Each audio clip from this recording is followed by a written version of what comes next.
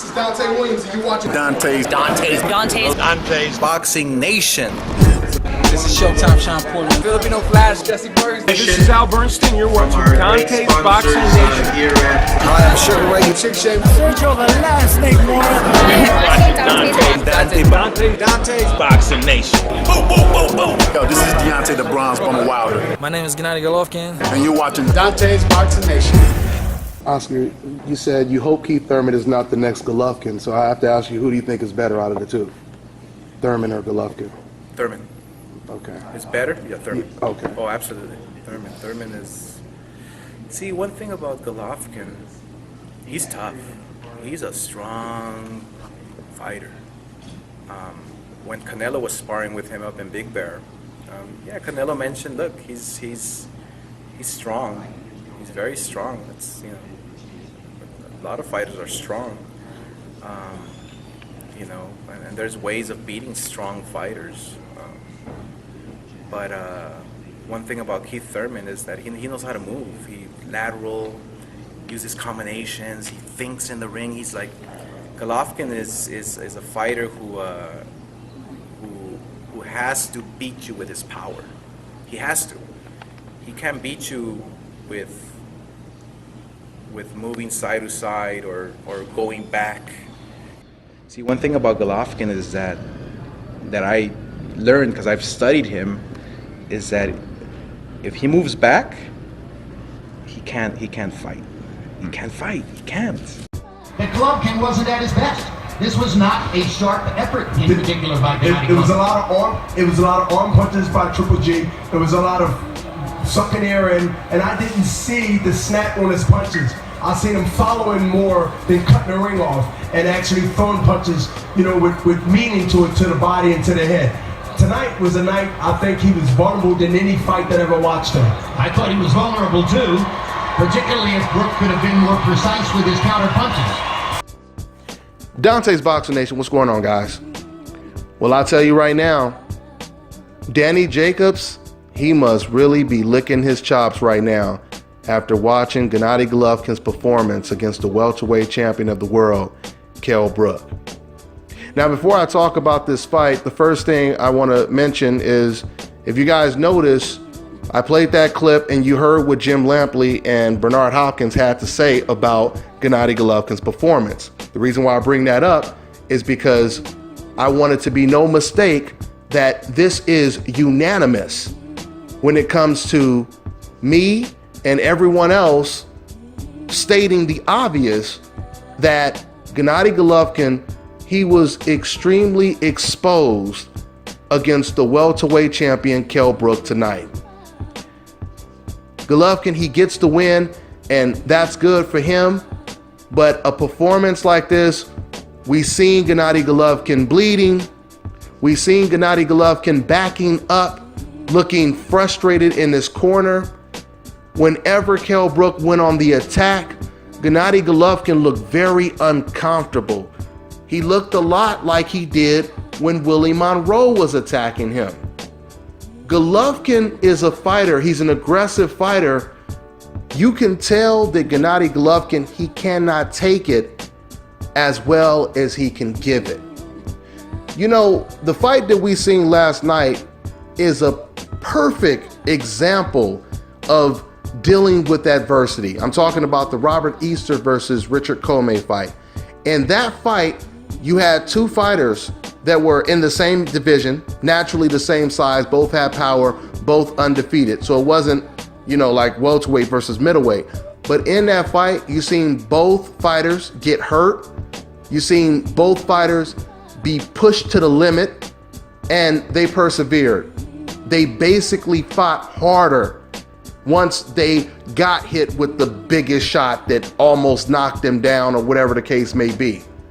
But when I see Gennady Golovkin, when I see how he reacts to this welterweight KELL Brook, hitting him with hard punches and combinations and uppercuts, etc., etc., Gennady Golovkin does not respond the same way some of these fighters, or some of the very special fighters, do. You could slowly see the unraveling of Golovkin as the rounds progressed. Would you guys agree with that? And I'm asking all of you guys who's listening right now, would you guys agree that you could definitely see an unraveling of Golovkin as these rounds progress? It's very obvious, right? Gennady Golovkin is a fighter that falls apart if you back him up. Oscar De La Hoya, he said it. Matter of fact, I may add that clip in here. This is exactly what Oscar De La Hoya said about Gennady Golovkin like a year ago. He said the guy is strong, he has a lot of power, but he can't fight backing up. This is what Oscar De La Hoya said, and this is exactly what we've seen. Gennady Golovkin is going to have a lot of problems, man, if he faces a fighter like Danny Jacobs. And you know, the thing with Danny Jacobs is he's been knocked out before, so I don't really know, if Danny Jacobs, he wins that fight for sure. I don't really know what type of chin Danny Jacobs has because he's been knocked out before. And I'm not even talking about Danny Jacobs just winning the fight, but I'm telling you guys right now, win or lose, if Danny Jacobs fights Gennady Golovkin, I promise you, Golovkin will look bad in that fight. Win or lose, Golovkin will look bad in a Danny Jacobs fight, because look at what Kell Brook did. And you could clearly see the disparity when it comes to size. Like, as I was watching this fight and I was saying to myself, Golovkin, he is looking very vulnerable in this fight. I said it throughout the entire fight, right? Kell Brook gets hurt real bad in the first round. Next thing you know, he wakes up, he comes back, he starts to catch Golovkin with shots. Now Golovkin, he looks a little discouraged. He looks a little deterred. So the question is, if a welterweight can discourage, frustrate, and expose Gennady Golovkin, if a welterweight can back up Gennady Golovkin and make him look very uncomfortable, can you guys imagine what a powerful, very athletic middleweight can do to Gennady Golovkin? You guys have to understand something. Kell Brook has power. He has power for a welterweight. It could be argued that Danny Jacobs has the exact same type of power that Golovkin has. But see, Golovkin has a major problem right now, because from what I just watched right now, you don't even have to have the same amount of power that Golovkin has to get his respect. All you have to do is be able to fight back. You have to push Golovkin back, and you have to be very confident in the ring. This is what Kell Brook did. And once again, this tells me that if Golovkin gets in the ring with a Danny Jacobs, oh my goodness, if he goes up to 168, just think about this for a second, guys. Golovkin's most difficult fight was against a welterweight. His most difficult fight was against a welterweight. The fight only went, 4 or 5 rounds? And did you see Golovkin's face, guys? I mean, forget about Kell Brook's face, because he's a welterweight. He's supposed to have a beat up face. Golovkin, his face was starting to show the wear and tear within the first 4 rounds. Now just imagine if he's in the ring with a Danny Jacobs. Imagine if he's in the ring with Gilberto Ramirez. Imagine if he's in the ring with James DeGale. We don't even need to bring up Andre Ward anymore, because I can tell you right now, I truly believe there are many more fighters out there that can beat Golovkin, and we don't even have to bring up Andre Ward's name anymore. I'm telling you right now, after what I just watched, Golovkin would have a very hard time against any of the much better super middleweights, and even against the middleweight champion Danny Jacobs. I believe a lot of fans right now, after watching this performance tonight, they are giving Danny Jacobs a much better chance to win that fight. You know, I was thinking of the Rocky movie when I was watching this fight, because you clearly see Golovkin playing the Ivan Drago role. And after about the third round, all of a sudden you see Golovkin bleeding for the first time. You see him battered and bruised for the first time. I even caught Golovkin sitting in this corner. He was rubbing his nose and looking at his glove like, oh my God, am I bleeding? That was like a scene out of Rocky where, you know, you find out he's not a machine. He's human, obviously, right? This is what we've seen in this fight. Gennady Golovkin was exposed, guys. You know, once again, it's time to really look at the contrast so you guys can see this shit very clearly. You guys notice Golovkin was facing a smaller guy that moved up 2 weight classes, right? Remember when Floyd Mayweather, when he fought Juan Manuel Marquez? If you think of the weight jump, it's pretty much the exact same thing. So the question I have for you fans is, how come Golovkin could not dominate KELL BROOK the way Floyd Mayweather dominated Juan Manuel Marquez? To make it even worse for Golovkin, do you guys know that when Floyd Mayweather fought Marquez, Marquez was considered pound for pound number 2, the best fighter in the entire world? Why wasn't Marquez able to expose Floyd Mayweather the way KELL BROOK was able to expose Gennady Golovkin? Let's look at some other comparisons when it comes to other fights. All the fights, all the big, let's say all the, you know, the big name fighters today that are receiving high praise from either the professional boxing community or the media, whichever. You look at fighters like Terrence Crawford. You look at fighters like Andre Ward. You look at fighters like Errol Spence, Keith Thurman. You look at all of these fighters, right? But the main fighters I want to focus on for this comparison, let's look at Terrence Crawford for now. You guys notice when Terrence Crawford stepped up in competition, he was still dominant, right? When he stepped up and he fought against Victor Postol, it took him about 3-4 rounds to process the data and figure out Victor Postol, but after that, he took complete charge of the fight, right? By way of contrast, when you look at Gennady Golovkin against KELL BROOK, this was Golovkin's toughest opponent. This was Golovkin's toughest challenge. And Gennady Golovkin looked extremely vulnerable, right? But Golovkin looked vulnerable against a guy that was 2 weight classes smaller than him. 2 weight classes smaller than him. Okay? This was Golovkin's, one more time, this was Golovkin's most difficult fight. Golovkin said before this fight that this is my hardest fight, this is my toughest fight, this is my biggest step up. Golovkin said that. I didn't say that. That's what Golovkin said, right? Now, I happen to agree with Golovkin, but I just want to make it clear that Golovkin said this himself. And now, after watching the fight, everything that Golovkin said about KELL BROOK, he was right. KELL BROOK turned out, or I should say KELL BROOK, it turned out he exposed Gennady Golovkin more than any other fighter has ever done. This is very telling, guys.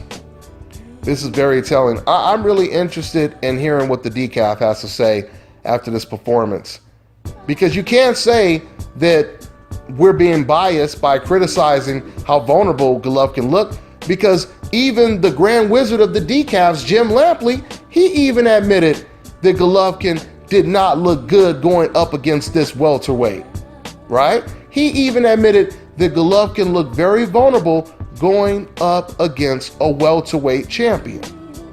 So how do you guys explain this or disagree with our assessment? I'm talking to the decafs right now. You can't. You can't. Gennady Golovkin is going to have a very difficult time dealing with other fighters that have the exact same type of power and confidence that an undefeated fighter like Gennady Golovkin has today. You know, I told you guys that I truly believed if KELL BROOK was still standing after, you know, the first 4 rounds and he hadn't been hurt real bad or anything like that, you know, this may be a real competitive fight. And what's funny is KELL BROOK was actually hurt real bad in the first round, but he rallied back. This is something else I noticed, and I'm not sure, I may have said this already, but I'm going to say it again if I didn't.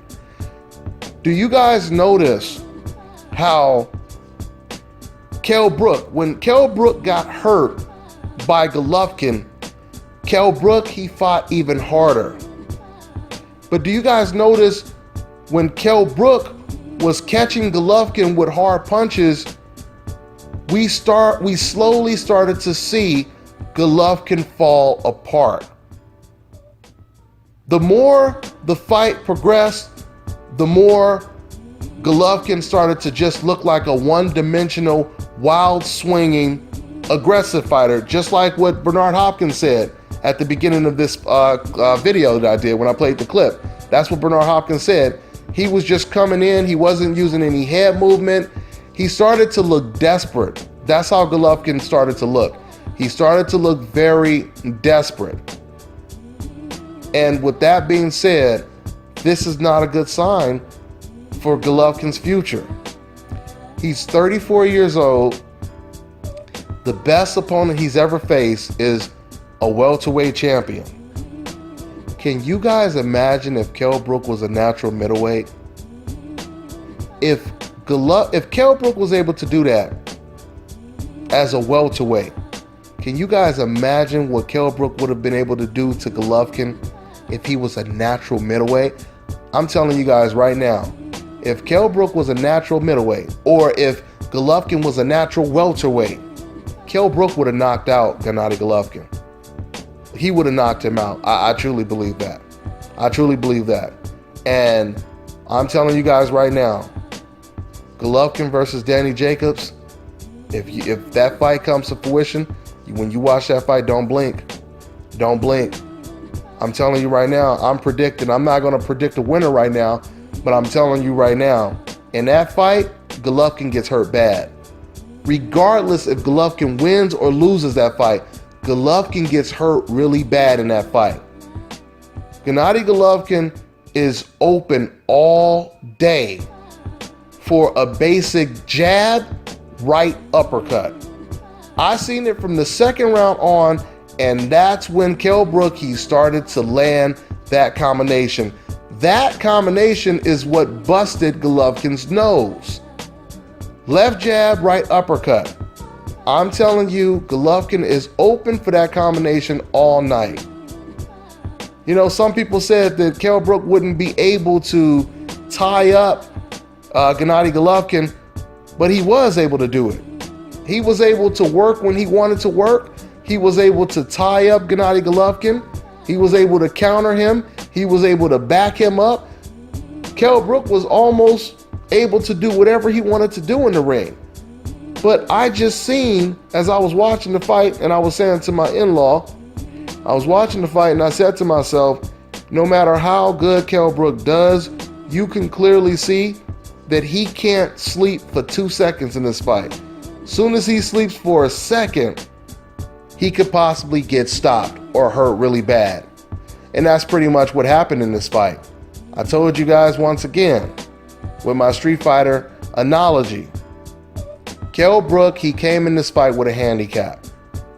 He had a 20% health bar. Golovkin had a 100% health bar. So while Golovkin was able to make a lot of mistakes and get caught with hellacious shots, KELL BROOK didn't have that luxury. So with that being said, guys, I'll probably do another video talking about this, but I'm gonna go ahead and upload this video and get ready for this Roman Gonzalez fight. Guys, this is a hell of a day or a hell of a night for boxing, ain't it? because we just seen Gennady Golovkin get exposed against the welterweight champion, and now Roman Gonzalez is going up against a very tough, durable, strong, bigger, undefeated champion, and Carlos Cedras, and he may get exposed tonight as well. So this is an interesting night of boxing. But I'm gonna go ahead and put this video together, and I'll catch up with you guys. I'm on to the next one. Hi, you're watching Dante's Boxing Nation. Woo!